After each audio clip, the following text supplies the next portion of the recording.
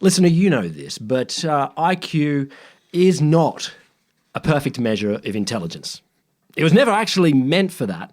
But, countries around the world have been systematically measuring IQ for quite a long time, since the beginning of the 20th century, basically. They've been using it for college acceptance exams, for leadership potential in militaries, selecting jobs in companies, whether people are allowed to immigrate to a country, if you're worthy of capital punishment. Now, all of that sucks, and it shouldn't be done at all. But because people have been doing all this testing, we've actually found a couple of interesting effects. As early as 1937, but it sort of became clearer by the 80s, researchers around the world have noticed a pretty consistent pattern. Around the world, in all sorts of groups, kids, adults, every person across the spectrum, our IQs are going up. And it's not just a small amount. So one study published in 2009 found British kids, their IQ rose 14 points between 1942 and 2008. So kids got 14 IQ points smarter. So something like 3 IQ points per decade. So you, listener, are smarter IQ-wise than your parents. Now, we can show how we know all this. It's called the Flynn Effect. Everywhere around the world, people getting better and better and better at IQ tests. Now, there's a lot of science out there trying to work out what's causing it, but something interesting has happened just recently. Not only has the Flynn Effect stopped, but it might be going backwards. We're starting to go dumber on IQ tests.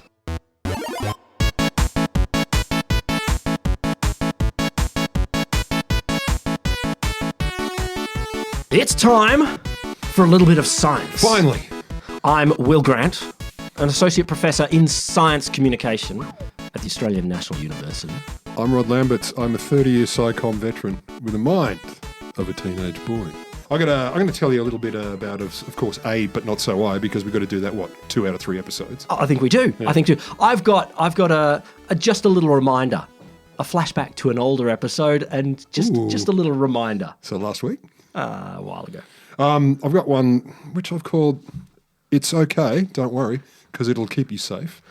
You're also going to tell us another fun with animals, aren't you? Yes, I am. Yes, I am. And I've got, yay, more enshittification. Oh, yay. A, but not I? Are we ready? Okay, so I was reading an article in Vice from January this year. Yep. I like Vice, I like Vox, I like all the V ones. So this one, the subtitle was, Can't get laid? Don't worry, you can just get an AI girlfriend. It's their subtitle, not mine. Yeah. A little bit of science is not to blame for that. So Eva AI, have you heard of Eva AI? The answer is no. No. Good. No. Well, look, generically I've heard of things like this. Spare yourself. Yeah. So it's a platform that allows you to create and connect with your own AI partner. Just to give you a flavour, the front page, landing screen. I did it for science, not for me, obviously. Welcome to Eva AI. What is your mood today? Effervescent. Curious? Yeah, curious. Slightly, a little bit I'm incontinent. depressed and clicking here. Choose your favourite character or chat with everyone. Exchange voice messages, get exclusive photos, and even make video calls. Oh, okay. Just to confirm, though, the original title there said "Can't get laid, get an AI girlfriend." Is the getting laid a component of this? Look, I mean, video calls. Look, no, not yet. But I don't think we're a long way away. And I didn't dive deep enough because we all got our algorithms and we want to be careful. There may be, if there's not, I'll be surprised. Connections maybe that will link up to certain apparati that you could strap to your computer. I'm just guessing. Anyway, it says this place is non-judgmental and completely private. There's the landing page, just the top bit. Oh yeah. Well, it's not suggesting anything. No. Not suggesting anything at all. Well, it certainly seems to be catering to either lesbians or heterosexual men. Doesn't seem to... So judgmental. I'm just saying it doesn't seem to have a lot of AI boyfriends there. And yeah, the next bit says, jump into your desires with Eva AI. Meet your ideal AI partner who listens, supports all your desires, and is always in touch with you. Doesn't listen. Uses your words to probabilistically respond to them. That's not listening. You sound cynical about AI. This is the first time I'm hearing of it. just saying, you know. Dude, that's you not shouldn't shock listening. me. Don't shock me on air right now. Build relationships and intimacy privately on your own terms. Okay, all right. And this is where the real images, just the ones at the bottom, where they've really... Yeah. So every damn one of them is a fantasy novel for people who are into such things. Yeah. And a little bit of anime. So that's fun. Anyway, the head of community growth at Eva AI is quoted. I think it's Carle Jones, but you could pronounce it Kale, which would be cool. Okay. AI companionship allows people to be their authentic selves without fear of judgment. Uh-huh. It's not untrue-ish.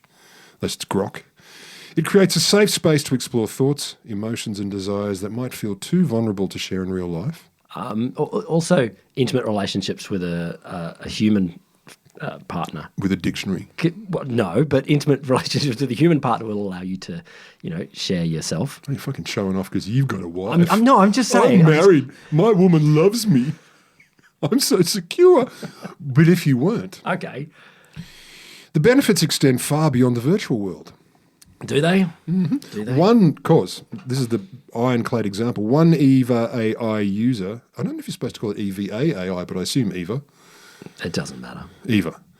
One user discovered her bisexuality through this platform, something she previously felt too insecure to explore in real life. And I'm like, fine. You're still not exploring it in real life. No, you're not. You're not. Well, yeah. But I love the example, of course. No, women use it. Yeah. This one discovered she was bisexual. All you boys listening, your favourite fantasy. Not you boys out there in a little bit of science land. Fine. This is great. But the devil lurks in the stats. Let's do some stats here. Recently surveyed 2,000 men and found. Let's see what's happened. Of the users of the platform? Well, that's not clear. Okay. Stat 1. 83% of men believe they could form a deep emotional bond with an AI girlfriend. On their side. Well, it doesn't say that. Hang on. No, it doesn't say that. That they're forming what seems to... that they're giving deep emotional bond from their side. Yeah, they said. Yeah. So this is this great because, like dudes are feeling more confident and comfortable being who they are? Or is it a quick, weird, lazy slope into horrible social catastrophe? It's a quick, weird, lazy slope into horrible social catastrophe. Okay. Stat 2. 8 in 10 would consider marrying an AI girlfriend if it was legal. No doubt. So now we're into the standard developmental impairment kind of thing. And my favourite, though, the funnest one is stat 3. 78% of men surveyed said they would, A, consider creating a replica of their ex. Oh, creepy. 78%. Mm-hmm. 78%. And let's go with, I'm going to be honest, I bet that not that many have exes. Also, I think the exes now know why they are why they are an ex. Why did she break up with me? Well, probably because I made an AI girlfriend that looks like you. Well, 3/4, I assume, of them would duplicate their current partner to create a polished version of them. Oh, Jesus. Okay. What, was it something I said?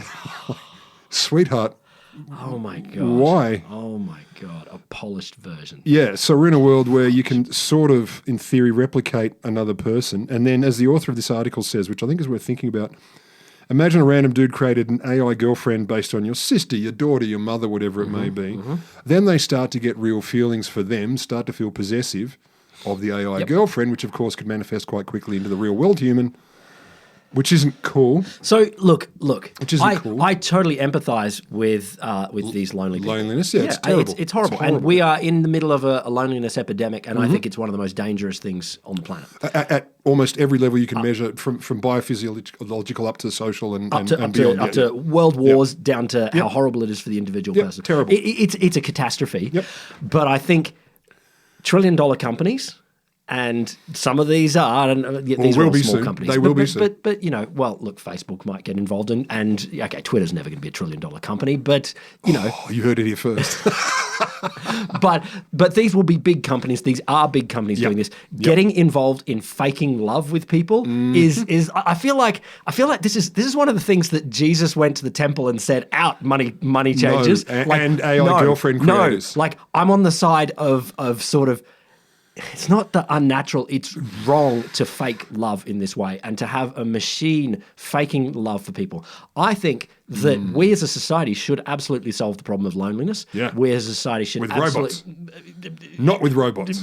With something between robots and not robots. with talking to each other. With talking to robots. With sports clubs and Rotary and community gardening. Like I feel it is so wrong to make people fall in love, and I don't doubt people are falling in love. They would be feeling it. Yeah, they would be on their feeling side, it. they're having what seem to be deep and rich conversations that they have never had or whatever it is. Yep, and acceptance like they've always imagined. Totally, Yep. totally. It is absolutely dystopic, and I think I think maybe would it be better if the government did it? Like if the government man. Yep, I want the current Prime Minister, who is a dynamic and very sexually active man, full of pheromones. I want him to dictate So other what than I that, can interact with online. other than that, I have no opinions on it. That's all you got? Wuss. Just a little reminder. Okay. Just a little reminder. Immortality technology is not and never will be your friend. But I want it to be. Last week, China held a big old military parade. I think it's the biggest military parade China's ever had. And I feel like China, of all countries, they should be in the league for big military parades. Like, If anyone's going to do it. if anyone's going to do Yeah. it, they're an autocratic country. They've got big military. It's like, and they've got a big ass square. Like Tiananmen Square is a. That place melted my brain when I stood on Yeah, it. it's- Because that is a fuck ton of paving. It is. That is paving to the horizon. Yeah, and they definitely know how to drive tanks down Tiananmen Square. There's streets around the edges of it. Stop being, disinformation. Yeah. Anyway, this marked the 80th anniversary of the end of WW2, and Xi Jinping invited some friends. Didn't he? Interestingly, for Australian listeners, as well as Winnie the Pooh. Kim Jong-un, Kim Jong-un and Vladimir Putin, there was also Daniel Andrews from former Victorian Premier and Bob Carr, former New South Wales Premier. So I'm not quite sure why they were there, but To be fair, Bob Carr at least didn't appear in the picture. former foreign minister as well. But that's not my reason. So he's got the connection. The thing I love though is she was walking at the head of the delegation. He's the boss guy, and he kind of, I don't know, he did look just that tiny bit taller than all the other dictators. He looked like He did. He looked like dictator of dictators. To be fair, though, Home turf. Putin's a midget. Yeah. And Kim Jong-un it's one of these visual kind of optical illusions because he's a lot wider than he is tall. I was watching Kim Jong-un walk, and he's certainly got that walk where Neither his knees nor his hips work. I don't know. You just got to get the swing on. You got to get the swing on. Or he's like, fuck, I'm getting some chafing here, and I don't want to. Too bad these pure nylon North Korean pants aren't helping me. So anyway, but the cool thing is some investigative folk Yes. have captured the conversation that Putin was having via interpreters with Xi as they walked towards. How good is dictatorship? Huh? Generally, you probably covered that kind I of love stuff. boss men. You love boss men? But no, and I just want to pause for a second to recognise that this is a moment where, these leaders don't get a lot of time to talk to each other. No, poor buggers. Speaking of social isolation. And Putin is nothing if not strategic. And so he's thinking, here's my moment. I can chat to Xi about some of the things I want. It's not like, could you help me out in the war in Ukraine? Could you buy my oil or anything? Yeah. He's like, this is through an interpreter. Have you got a lead on some good gummies or something like that? Nice. That's what he's into. Yeah. Close. Biotechnology is continuously developing. Mm-hmm. After a brief passage, human organs can be continuously transplanted. The longer you live, the younger you become. Wait. And you can even achieve immortality. So, two things. I'm going to start with continuously transplant. Does he mean like, okay, donate kidney to grandson and grandson and so on? Just the same kidney moves on? No. As in, you can constantly get updates. So, over the last few years, Vladimir Putin has invested significantly in... Organ farms? Well, what he has described in Russia as combating aging, increasing citizens' lifespans. Now, there would be some folk out there in the public health world who would say, Russia, you've got some really easy ways you can increase the lifespans of the average Russian. Stop being at war. Yep. Any nutrition. And nutrition. There'll be all sorts of things. Water without plutonium. But you'd be surprised. They're not so focused on the average. No. Instead, Putin has gone hardcore putting a lot of rubles in and a lot of dictatorial request to health ministry researchers, fast-tracking proposals for development in a bunch of areas for sort of immortality treatments. Really? Like, actually, I did not know that. Yeah.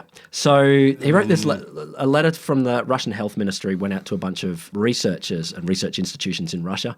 They're looking for development of medical products aimed at reducing the burden of cellular aging, development of new neurotechnologies and related medical products aimed at prevention and development of cognitive and sensory impairments. That's not bad. Sure. I'm pro all of that in principle. Methods to correct the immune system. But here we go. New medical technologies based on bioprinting technologies. So Fuck yeah. put them all together. This is Kiss a kidney. organ printing. This is Jean-Luc Picard on the Enterprise going, Yeah. computer, new kidney, hot. And they're being fast-tracked in Russia. And one of these medical researchers is like, this is an obsession of these aging bureau in Russia. They're all looking for technology to extend their lives for as long as they can. And you know that Vladimir Putin would love to do that. Now, just to remind, both Putin and Xi Jinping started their jobs as presidents of their countries in regimes where they had term limits. I think China had 2 5-year terms. You could be in there for 10, and I think Russia at the time might have had 2 4-year terms or something like that. But they fixed that. They fixed that. Yeah. And so here's the thing I just want to stress one more time, Yes.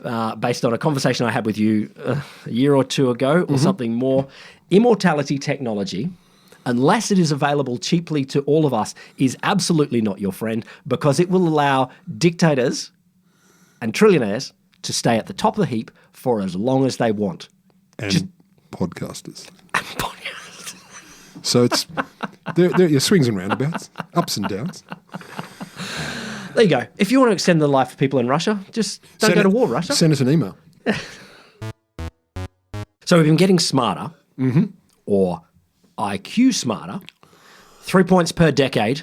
So first question is, how do we know this? Key thing is, IQ tests are normalized. Like generally, what you do, you're giving out a bunch of tests and the average person gets 100, Smarty gets 120, Dopey Dope gets 80. We Z-score that sucker. Yeah, so it's not like it's an absolute test of your raw compute power or anything like that. But the interesting thing is, IQ tests tend to get updated every couple of years. You know, you wouldn't give the 1930 test to someone today. God, that could go either way. We could all look like geniuses or complete morons. No, this is the thing. This is the thing. So one of them, there's and this has been shown across a bunch of tests, but this is the Wechsler Intelligence Scale for Children. It was originally developed in 1949, and then they've had updates, 1974, 1991, 2003, 2014. Thing is, if you give a bunch of kids the 2014 version, then you'll get the pattern that you want. You'll get them sitting on 100. But then, if you give them one of the older tests, 2003, 1991, 1974, they'll do better. Like they'll sit on an average compared to the people back then of 104 or something like that. Proving that it measures something innate and nothing to do with sociality, culture, learning, nothing. Nothing. Okay. All I'm saying at this point is that across a whole bunch of tests and just about every country in the world, we're showing a 3-point, something like that, increase in IQ scores per decade. You put these graphs, and it's a bunch of different IQ metrics, different types like crystallized IQ, fluid IQ, spatial IQ, that shit. Oh, the different intelligences. Yeah, the different ones. We're getting more IQ-y. I got to keep avoiding saying more intelligent. Technical term. Now, so that's called the Flynn Effect, because James Flynn was one of the first people to document it. But he said, look, don't call it the Flynn Effect. Some other guy came first, but sorry, James, you got it. You're the Flynn guy. Is this, how long ago did you do this? Were you going to tell me? So the first people to say we seem to be getting smarter was 1937. But most of the work it started in the 1980s, that people are really going, okay, I get this. The pattern is getting consistent, and it's been continually shown all sorts of places all over the world. Okay. So the question first for IQists. It's IQsters, you sexist. IQsters? Yep. Okay. What's causing this? It's certainly worth investigating. Absolutely. Now, there's a few ways that we can carve this. Yeah. First of all is just about testing. Are we getting better at doing tests? And better perhaps at doing IQ tests. Look, the kid of 2025 God, I know my kids do, or versus the kid of 2000 versus the kid of 1975 versus the kid of 1950, they do more tests. And so they're more used to the logic of tests. So that's one potential thing. And maybe we've been teaching to the things that are shown in IQ tests. Yeah. So we're just getting about it. That. Well, and I've got to say, just this is relevant. Back when I was studying this in the late 90s, it was very clear, Mensa, the IQ Society, what is it, you've got to be 140 plus or something, and then you get a little Mensa pin. That was quite progressive when I was being trained in this.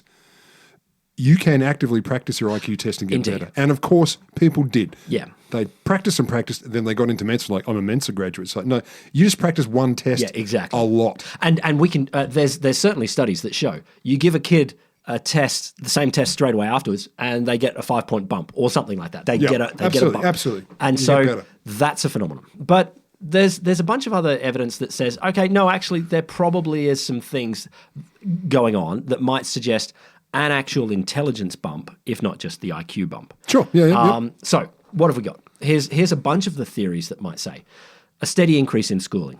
Like kids of 2025 do way more years of schooling than kids of 1950. Ain't nobody leaving before year 12, and even that's unusual now, right? Exactly. Exactly. And so that's clear in developed countries. So by that, for other countries, I mean the highest level of high school, whatever that may be in your realm. Might be. Clear in developed countries, very clear in developing countries. And that accords with one of the clear ideas is that the people who are doing more schooling tend to be at the lower end of the socioeconomic scale and things like that. So people who didn't get much schooling are getting into the schooling system. People at the high end in 1950, they got same amount of schooling. So a lot of the gains are at the lower end of the spectrum. So the rising tide and all that. Yeah. And damn, there's some hard world evidence of this that is shocking to me. During the 1960s in America, there was the Equal Rights Act and desegregation of the schooling system. And you know what? Which they perfected pretty soon. Well, you know what Virginia did, or some Virginia counties? I don't know her. Virginia, the state. They're like, well, fuck this. If we have to desegregate, we're going to close all the schools.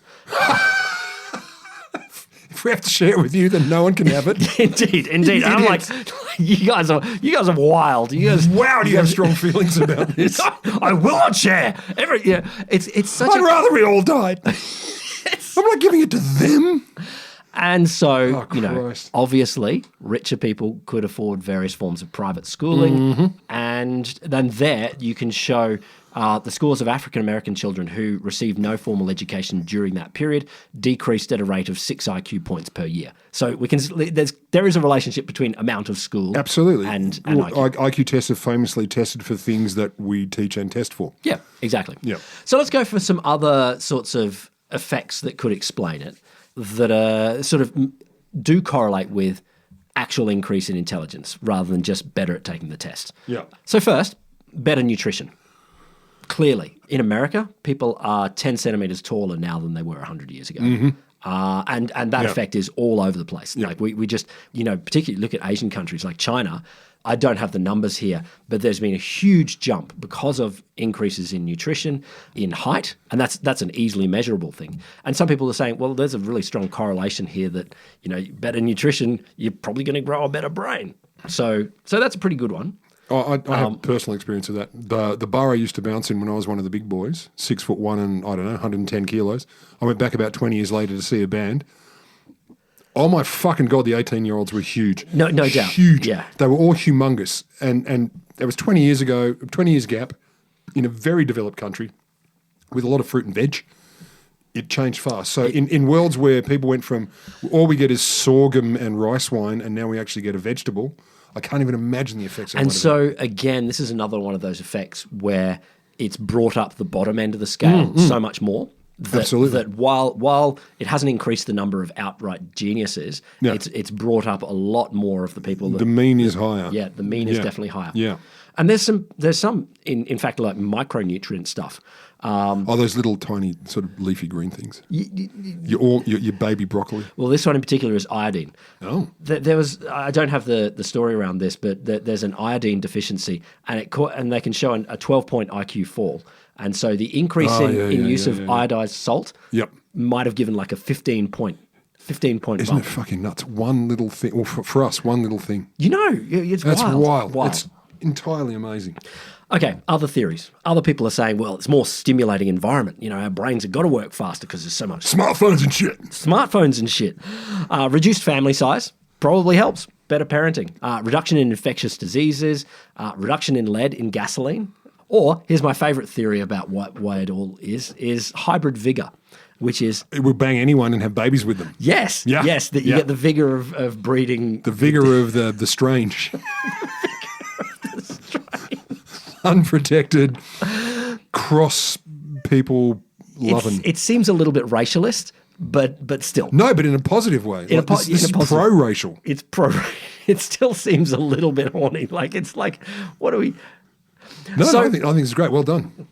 So I think those are all plausible theories. And I think, look, firstly, Yeah. it could just be that we're better at taking tests. But the other way around, Sure. it could be that we literally have built a smarter world over the 20th century. I don't think that's Nutrition implausible being- at all. That's not implausible at all. Like, you'd kind of expect it, surely.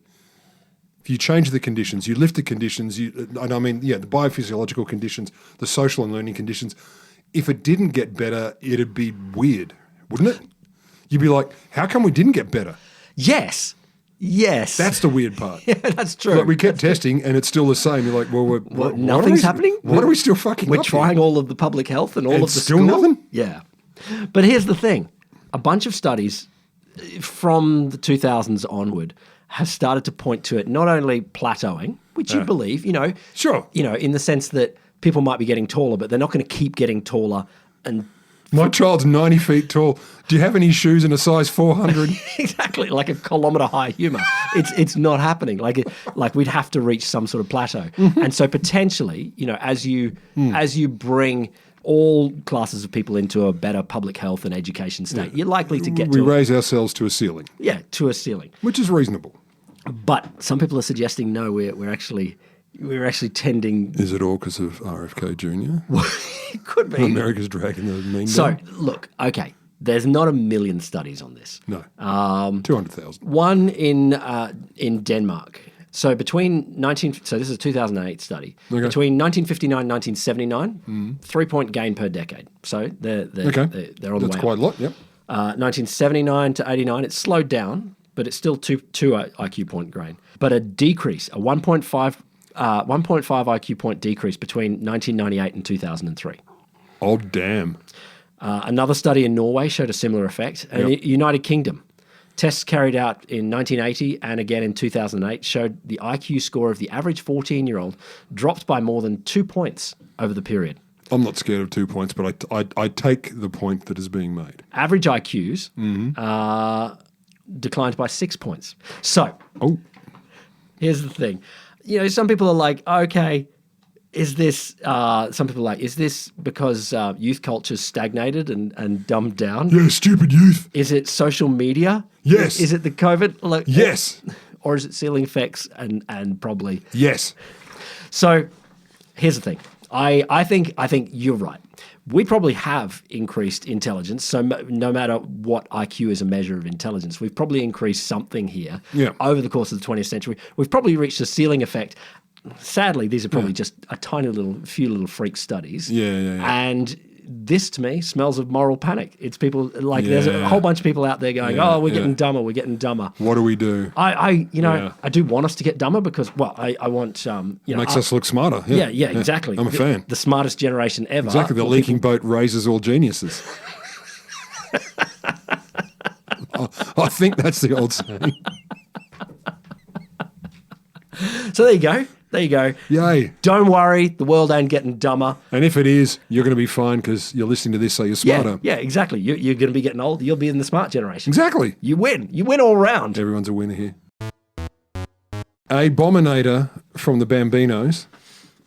Tell us something amazing. What that means to people listening at home is our producer, who's a very smart man. And he seems to be- He's an engineer and a doctor, and then he said, screw that, I want to produce this show. And he's in a raft or something. And he is in a raft, raising the tide. Hi, Alec. And we're coming off of that.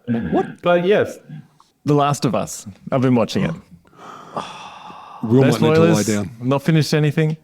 Fantastic show. Yes. And I wanted to get onto the topic because I thought it was the actual idea of what's going on in the show.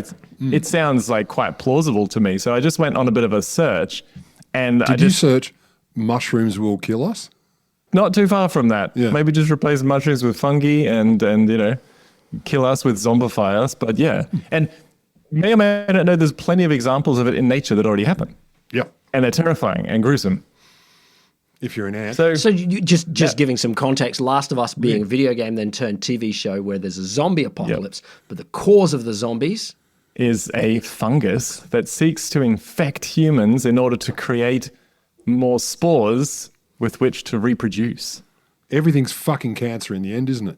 Everything's cancer. I think it's a great Cancer or premise. fungus? The first episode of the TV show is I'm like, this is awesome. I Wait, the believe zombies it. are mushrooms? This is a documentary. I love it. Angry mushrooms?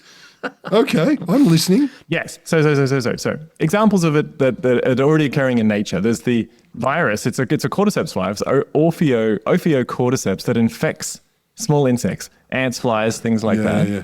It controls them. It zombifies them, turns them into a being that its only purpose is to climb up a plant to a specific height, face north, bite the plant in a death-like grip, and then the fungus erupts from its back or head, Serious. That's already creating the spores. That is your You are To very face north, bite a plant, and and then erupt. And then erupt. And I'll see if I can show you. Can you see this horrifying picture in front of me? It's delicious. Is that a So fish this is a fly down the bottom here. I don't know if you can see my cursor. with but creatures it's a all fly growing out of it? with these stalk-like projections coming out of its back, terminating in these kind of fungal mushroom heads that are quite bumpy. Jesus. So these have erupted out of an infected fly that has done its job. It's climbed to a height, it's faced north, it's bitten, Why and it north? erupts at a perfect... where the North, sun I'm is. not quite sure. It's something to do with optimal sporing, optimal spore clouds. well, I'm gonna They are a great punk band. optimal sport. We are Optimal Spore Cloud 2, 3, 4, boom. So a couple of other examples, just because these are terrifying. There's other parasites, albeit they're not fungi, but they're parasites. So a fungus can act in a parasitic way to control its host. Other parasites like worms that must emerge in water. The larval stage has to involve water. Yep. So they infect insects and creatures, and they make them drown themselves so that they can emerge from water, which is horrifying. The Toxoplasma gondii, the one in cats. The one that everyone's got, or at least Everyone it's knows like that a one. third of No, people. ladies get it when they're menstruating or pregnant. No, about a third of people have. No, they're toxoplasma. terrified of it when they're pregnant, yeah. That one can only reproduce in cats. So any instance of it outside of cats has to get to a cat in order to complete its reproduction. This is so in totally a rats- mini series on Netflix right now. Like, it must be cats. It sounds so ridiculous. How can it be true? In rats, if a rat gets infected, it makes the rat lose its natural, innate aversion to cat urine. Serious. Because rats don't want to be near cats, they get eaten by. It makes it lose that aversion. The rats get eaten by cats, the toxoplasma wins. Also in mice, it makes them curious and they lose their risk aversion. So these mice are now like, I'm going to go see what this four-legged feline thing is over here. I like the idea that that's a good spin on it though. Like, now you're more curious. A disease that makes you more curious. And there's another one, wasp larvae. So wasps are well known for parasitizing other creatures, where they lay their eggs in a bunch of things. They're friends to organic gardeners, but to a spider, they can lay their eggs in a spider. The wasp larvae grows in its back and causes the spider to weave a completely new web that protects the larvae. And when the larvae's big enough, it eats its way out of the spider. Fucking wild. The idea that, like, biochemically it makes the host do the things that it needs. But it's not that hard. And evolutionary. Have you done it? Well, I don't doubt. I reckon people have. I don't have the literature right in front of me. Well. But I think there are examples of sexually transmitted diseases in people that make them want to have sex more. And so... I think I've got that. and then not necessarily... And riskier behaviours and all those kinds of things. Sure, yeah. But there... From an evolutionary perspective, that's going to increase its rate of propagation. Make you enormously. drunker or weirder, So- and No, So- sure, but it's what fascinates me is how specific it is. Oh yeah, some of these are like yeah. like face north. very particular. Like if there was have sex more but you got to do it facing north. And you sing Wonderwall while you're doing it because otherwise it wouldn't make sense. And then boom, you're pregnant. Like it's I love the specificity. You know what the terrifying thing is? Just linking this all back, tying a nice little bow on it. A microbiology professor out of the Hopkins School of Public Health has Johns Hopkins spoken. Yeah, Johns Hopkins. This is Professor Casadeval has spoken of his fear of the fungal pandemic. Not unlike Last of Us, because there's instances in history of some fungi, particularly Candida, that were able to emerge and infect human hosts. So they were able to overcome that temperature barrier because fungi can't reproduce at our temperatures. They get into us, they shut down, immune system cleans them up. But these Candidas, 2009, overcame that. 15 years later, half of them are drug resistant. It's terrifying. It's wrecking a bunch of immunocompromised people.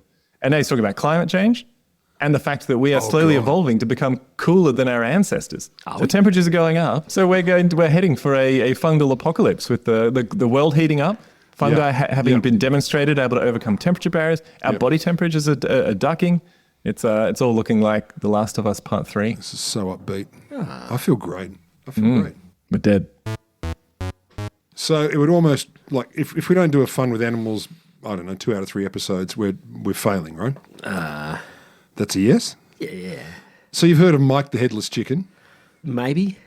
I want to say maybe. Like, is that what you call a chicken when you chop its head off and it's called Mike? Yes, all chickens with their heads cut off are called Mike. So in 1945, there was a bird in the US called Miracle Mike the Headless Chicken. Head got cut off and it lived for 18 months afterwards. Ah, okay. So what level of live are we talking? Full survival, running around, interacting with the world. How's it eaten? They used a liquid food with an eyedropper through its head. Okay. Because basically, well, 2 things. First problem, Mike's not a common girl name, especially in 45, and chickens tend to not be dudes.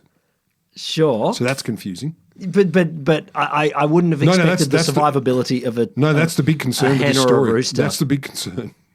You shouldn't call a girl chicken Mike in 1945. How do you know it's a girl? It's a chicken, not a rooster. No, they're all chickens. No, it's a chicken. No, they're all hen is the lady. It's a hen. No, you said chicken. Yeah, hen, I know. Hen is the lady and rooster is the boy. Oh, no. They're all chickens. I'm glad you spotted that. I meant to say hen. I just wanted to know if you'd notice. Oh, Jesus. So anyway, Mike, gender non-specific chicken, head cut off, but the brainstem and cerebellum were missed and they extend into the neck. Oh. So chopped through the head. Okay. Yeah, most of the head it looks like a headless chicken. You look it up, you'll see pictures. So Mike could stand, walk, perch, breathe, keep the heart beating, etc. And as I said, it was fed through a dropper in the noggin or in the noggin hole, which is horrific. But it lived for another 1.5 years. And obviously because at any time, particularly the mid-40s, it was a spectacle. But are there other animals with this highly contestable superpower where you can cut their noggin off and they keep going? I had never thought that. No, you hadn't, but I'm going to help you because now you're thinking it, and the answer is yes.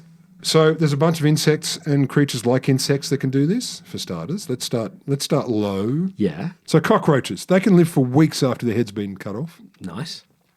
Apparently part of the reason and after the apocalypse as well. Oh, they can live forever, but you cut their noggin off, but they can breathe through their thorax. They've got little spots on their abdomens called spiracles, that breathe for them. Also, they don't bleed out because they have different kind of blood pressure and stuff, so they'll coagulate quickly. So you chop our noggin off, we bleed like shit and we're dead. If you chop their noggin off, it coagulates in 18 seconds. Oh, that's cool. And so they can keep meandering around for apparently quite some time. Nice. Go cockroaches. I've always said so. Or as they're known today, the Wiggles, Australian joke for children. Wasps, also.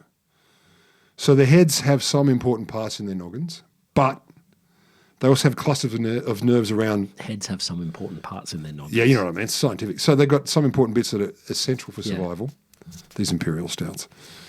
But they also have clusters of nerves in other parts of their body. So you chop the noggin off, they can carry on. They can react to stimuli, movement, and even fly without a noggin, which is, I mean, not all of us can do that. They say apparently it's a lot to do with the ventral nerve cord that runs down the body. That has a lot to do with what's going on. So they've got a thick one. It's the thick one, exactly. It's got a lot of stuff ventral in it. means fucking thick. It's got a lot of stuff in Got it. a lot of stuff in it. And so it runs down the length of the body. And it means for insects that have this, and many do, they can still walk, groom, and even mate without their brains. I feel like... Not groom in a sinister way. Can they give consent? No. Oh, we're going to get to that. So they can keep doing things, including mate. So speaking of banging without a noggin, because that's important, the male praying mantis. We've all heard that females will bite the heads off the praying mantis while they're, or after they've had a little... We have all heard that. We've all We've heard all that. Haven't you heard that? Everyone listening at home. So the lady might go, I'm really into this. I'm just going to pop your noggin off first and then let's get into it. Yeah. And it turns out the headless males can still get on with business. And in fact, in some cases, It's better? yes. For various definitions of better. Well, the definitions being enthusiastic, they'll last a lot longer. Well, I don't know if the praying mantis lady cares about that. Well, for the purposes of procreation, yes. So they'll go for a fucking long time without their head, which I think, we found the non-chemical version of Viagra. Chop the old head off and Sure, off you go. sure. So higher order critters, your concern was as only insects. Toads. Yeah, well, they're a monster. Who cares? Toads, gross. Yeah, gross. You should Monsters. declare your bias. Yeah, I'm sorry, I'm a before we Queenslander, and like they are Don't monsters. say cane toads. They're the only toads. The pretty ones with the lipstick and the high there- heels. there's only one type of toad, and that's the and the cane toad. coquettish nature as they look at you and flutter their eyelashes. Gross. But apparently they can get their noggins cut off and they will carry on. That's And fucking hilarious. What I love is one of these toads, not cane toads, just toads in general. It comes from a anecdotal report from Ottawa, Canada, Ottawa, Ontario. Ottawa. So guys, there's a video. Headless zombie toad hops away from a man, and it turns out he ran over it with a lawnmower. And he says, it didn't seem to be in pain. It wasn't agitated at all. It's just visibly breathing a little faster, and then it popped away. That's not quite science, though. I didn't say it was science. We're a little bit of science. We don't want too much. Tortoises. 17th century Italian naturalist. Yeah, okay. Francesco Redi. Great guy. Often referred to apparently as the founder of experimental biology. And I don't think you want to be called that because experimental does a lot of heavy lifting in the 17th century. What do we do with the animals? Cut the shit up. Yeah, okay. Let's make it broken. See if it's self-fixed. No? Okay, we'll do another He one. wasn't... Yeah, okay. So he took a tortoise and he basically pulled out every bit of its brain. Every bit. Oh, it's brain. Cleaned out the cavity from its noggin of its brain. Okay. And it did not die. It lived for 6 months. Now, to be fair, this is 17th century records, but this is what they're claiming. They still know what a month is in 17th century. Yeah, but they don't necessarily know I what think they were pretty good at observation counting days. Like, they were fine is. at that. You don't know that. You didn't live then. They also may have, made shit up or self-aggrandized. I mean, look, he became the founder of experimental biology. The tortoise did. Yes. His name was Francesco Redi. Redi decided then this is not enough, so he takes the whole head off. We've taken the brain out. Let's take the whole head off. And apparently lived for 23 days. That's just tortoise, though. Like, they're just so slow. Like, that's how long it takes a tortoise to die, realize, no matter what. Wait a minute. Like, My head's gone. yeah, exactly. Come on, I man. don't know what's going on. But apparently one of the arguments is maybe because they have very slow metabolism. So kind of what you said. They're slow. The final one I'll talk about, the axolotl. Oh, the Mexican walking fish. Exactly. / God knows what they are. They're weird creatures. They're beautiful. They're very, very easy to kill. Are they?